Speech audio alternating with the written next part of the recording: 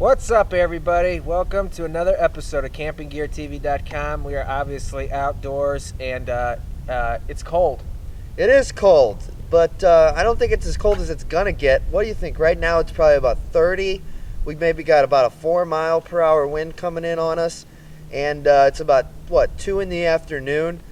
Sun should be down in a couple hours, and it should start getting pretty rough about probably 6 or 7 out here. Yep. But so we're I think I interrupted you there. that's okay. Yeah. You know, we haven't had an opportunity to come out and do some episodes outdoors in a while, so we're really looking forward to this.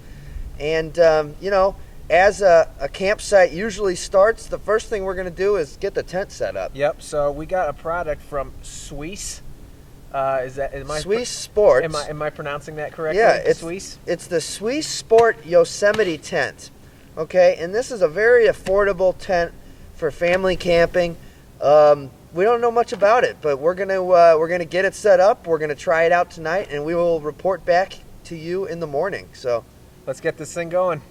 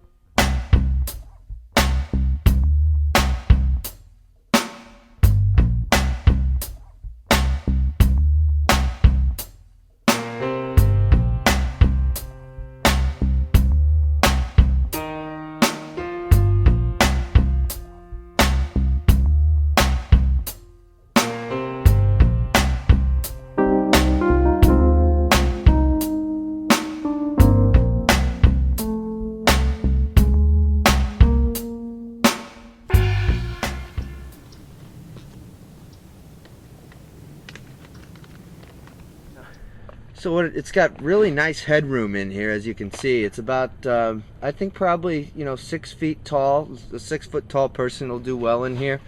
And this divider here is a nice, maybe if you're changing and you don't want your buddy Ben seeing you naked. Or Gary. Or Gary, who's always trying to peep people naked. He can do that. And it comes down real easy too. It's just got these 4 little clips. And so then it's all back open. This thing is really spacious in here. For $60, it's a big tent. You got your various windows. I think somebody's coming to pay us a visit. Thought we were the only people here. You got some areas on the sides, for storage, various things. So, pretty straightforward. Nice family tent. You got the mesh venting up here. The double door entrance is actually very nice. I like that. It makes the whole thing seem very spacious, and on a day like today where we're not worrying about any mosquitoes or anything, it gets me pretty excited. Okay, so we've got the whole thing set up, and this is going to be our shelter for the evening. Should be spacious and comfortable, and we'll be back in the morning, see how it holds up. Okay, so we have just woken up a little bit ago from our first night in the Suisse tent, and it was pretty nice. It held up well. We battled some precipitation, some frozen rain in the middle of the night just a little bit, and no problems there. Right. Definitely kept us warm. A feature that we have on here that's kind of nice is this little E-port for running a plug through there, and we definitely took advantage of that, running some space heaters in there. And one of the things we were wondering was whether we knew we could get it warm. It was whether the tent was going to hold the heat. Right. And it was thin walls. Man, it was just it was perfect in there. Yeah, it was nice. We're toasty, a little too hot almost in some instances, wouldn't you say? Yeah, it was warm. I mean, you get in there and if you got a space heater like that and it's 20 degrees outside, you're really going to be thankful you brought that little bad boy. Right.